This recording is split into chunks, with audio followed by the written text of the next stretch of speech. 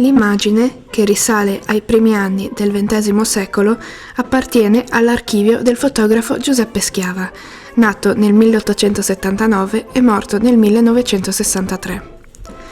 È un'immagine in bianco e nero un po' ingiallita, di dimensioni 12x17, probabilmente una stampa a contatto di un negativo, sull'astra fotografica 13x18. Incollata su un cartoncino decorato, la fa classificare come una foto di un certo pregio. Non è certo che l'immagine sia stata scattata dal fotografo di Sutrio, anche se fa parte della sua raccolta. Ritrae piazza 22 luglio, a Sutrio, oggi profondamente modificata, dove si sta svolgendo una cerimonia militare, attorniata dal pubblico, che mette in evidenza molti aspetti caratterizzanti la vita della banda.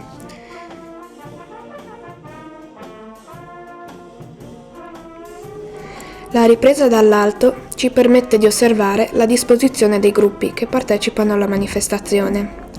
Sul lato destro si nota la fanfara reggimentale e un picchetto armato con i berretti degli alpini utilizzati prima della Prima Guerra Mondiale. Sul lato sinistro il comandante dello schieramento sta salutando alcuni alti ufficiali che lasciano il luogo della manifestazione. Le persone che assistono alla manifestazione sono per lo più semplici paesani, ma ci sono anche alcuni uomini e una donna abbigliati in modo che pare più ricco e costoso. La gente sta in piedi o seduta sui muretti. Alcune persone osservano la piazza dalle finestre e dai portoni delle case circostanti. I gruppi di suonatori in divisa, così come li conosciamo oggi, nascono come gruppi militari, detti fanfare. La differenza fondamentale fra fanfare e banda riguarda infatti la dimensione e l'imponenza del gruppo, maggiore nel caso delle formazioni militari che, con il loro suono potente, dovevano incutere timore al nemico, oltre che a dare il passo.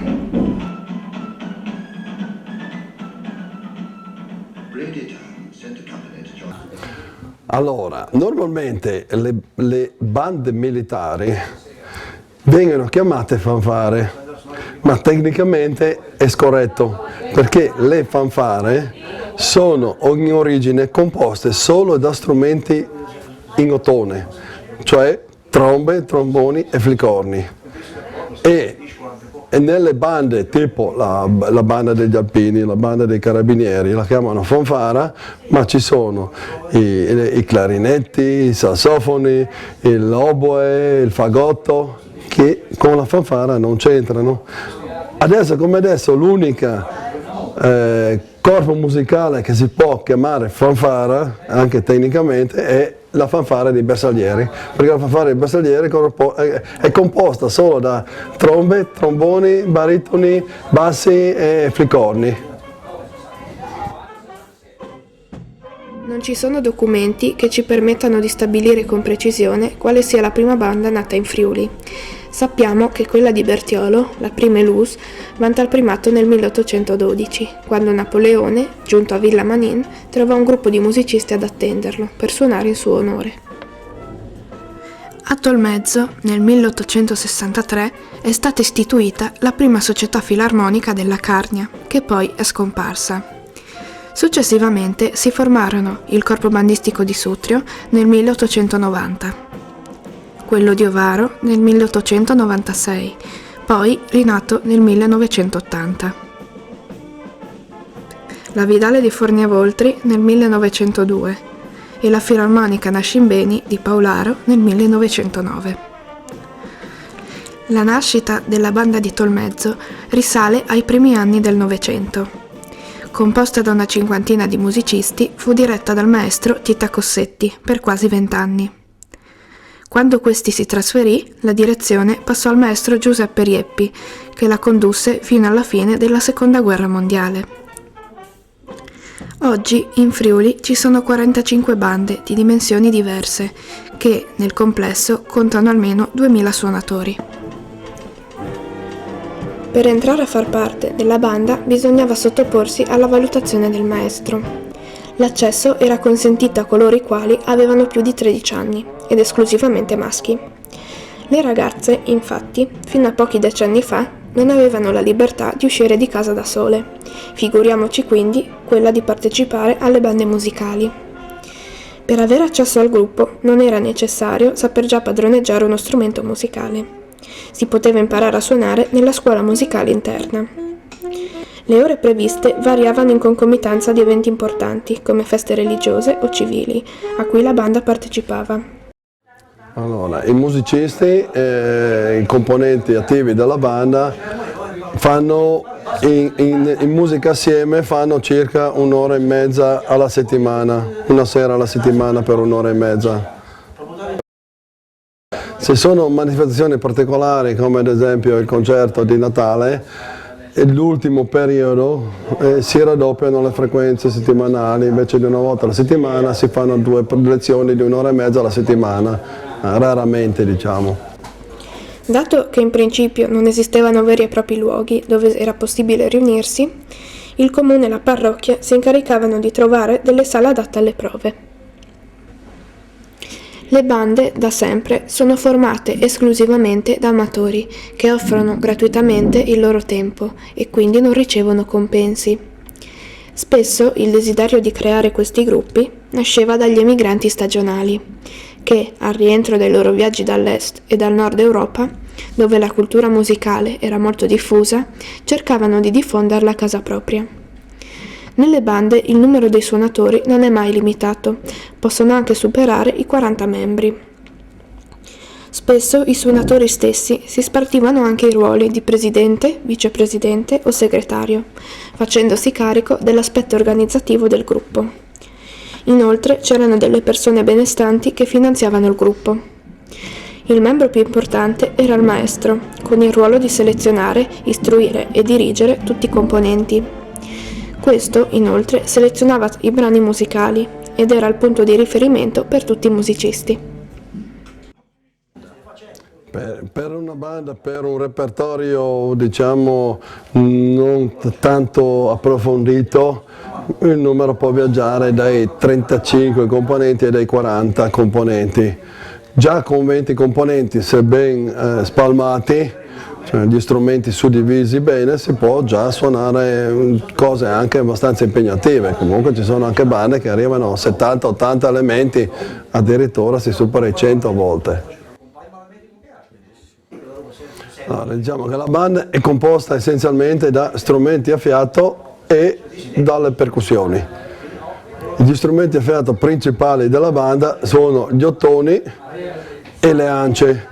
Gli ottoni sono trombe, tromboni e flicorni, anche se il gruppo dei flicorni è quello meno conosciuto perché si conoscono di solito le trombe e i tromboni. I flicorni è la famiglia più numerosa che parte dal flicorno sopranino al flicorno contrabbasso, no? E nella banda sono abbastanza basilari. E dopo ci sono le ance che sono i clarinetti e i sassofoni. Quindi diciamo che con un metà banda circa di ance e metà banda di ottoni più 3, 4, 5, dipende, il minimo delle percussioni, il numero è 3, 3, 4, 5 percussioni e la banda è l'organico completo. Non ci sono strumenti ad arco o a corda normalmente. Nel corso del tempo gli strumenti sono rimasti praticamente invariati, ad eccezione della tromba, che nell'Ottocento venne modificata dall'uso dei pistoni, meccanismi che si abbassano all'interno del tubo, permettendo di variare la lunghezza della colonna d'aria e, quindi, assieme alle vibrazioni delle labbra, di modulare le note. Gli strumenti spesso venivano acquistati dagli emigranti, come i kramars e i tessitori, a Praga, a Vienna o a Venezia, su ordine dei membri paganti o del maestro. Erano molto costosi e di proprietà della banda, quindi dovevano essere tenuti con cura e suonati esclusivamente per esercitarsi a casa o assieme al gruppo. In genere, nelle bande venivano suonati brani di origini diverse. Potevano provenire da altre bande e perfino da musiche classiche, ma erano i maestri che li proponevano. Le musiche venivano adattate, trasformate, abbellite, se necessario, dall'arrangiatore e in seguito copiate per gli altri musicisti dal copista. Il repertorio della banda è molto variabile, dipende dai gusti del maestro e dalle esigenze dei suonatori, per cui si può suonare dalla musica sinfonica classica alle canzonette, alle raccolte di colonne sonore da film. Ovviamente in una banda ci sono sempre le marce, perché quando si fa le sfilate bisogna suonare le marce, perché dal nome stesso marcia, marce, per il tempo, per la cadenza del tempo è quella. Ovviamente la tradizione e la cultura influivano sui repertori, perché ogni gruppo, paese o località avevano diverse usanze e tradizioni religiose. Gli spartiti, durante il corso degli anni, non sono stati cambiati nella loro struttura, ma abbelliti e resi più comprensibili dagli esecutori. La differenza tra una banda e l'altra si evidenziava dalla divisa, o figurino, che era particolarmente rilevante nelle bande militari, per trasmettere un'idea di unità, ordine e importanza. Prima ancora della divisa, però, per le fanfare militari era importante il cappello. In particolare in Carnia, quello degli alpini veniva decorato con una piuma di gallo cedrone. Solo le bande più ricche potevano permettersi una divisa completa.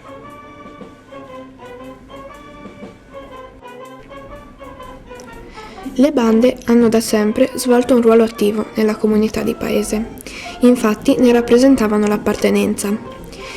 Erano una scuola tanto musicale quanto educativa, un'opportunità per migliorare la vita sociale e per creare una comunità forte, unita e solidale, basata sul rispetto reciproco e ricca di vitalità ed energia. Suonare in banda aveva anche lo scopo di riunire i cittadini, rafforzandone i rapporti, mantenere in vita le tradizioni e trasmettere lo spirito della comunità. I momenti che precedevano o seguivano prove di esibizioni erano un'occasione per parlare dei problemi locali e di come risolverli, stimolando la condivisione che serviva a migliorare il paese. Far parte del corpo bandistico significava inoltre dare un senso di importanza al paese, fiero di vantare una ricca tradizione musicale.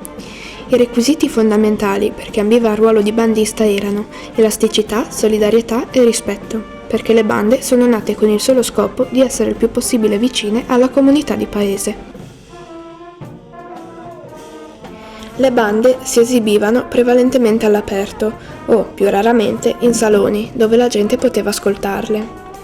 Suonavano solo in certe stagioni, d'estate e d'inverno, quando il clima lo consentiva, o a Natale, quando tornavano gli emigranti dall'estero.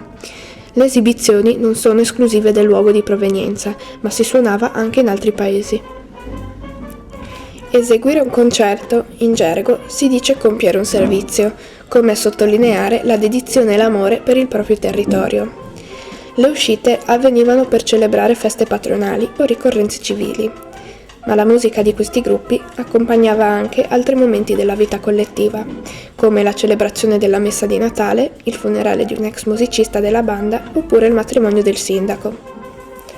Certamente potevano essere ingaggiate anche per feste private di rilievo, ma questo avveniva solo in occasioni speciali, come quando vi era coinvolto il presidente o uno dei membri organizzatori più importanti.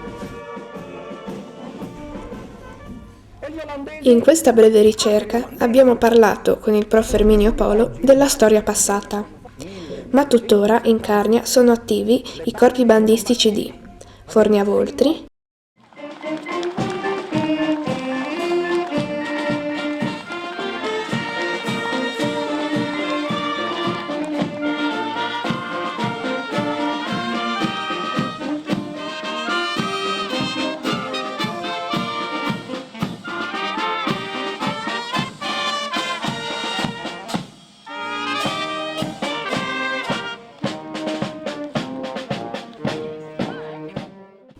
Ovaro,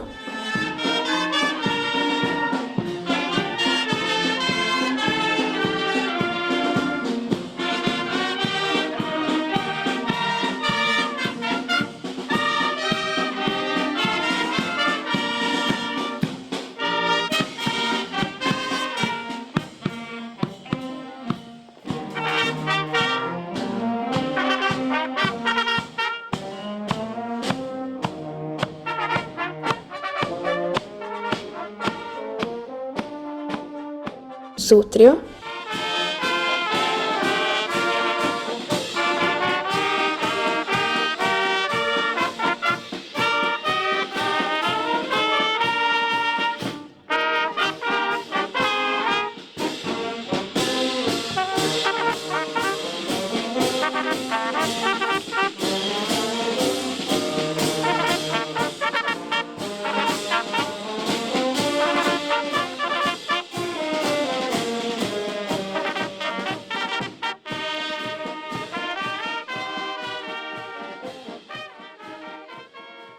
e Paolaro.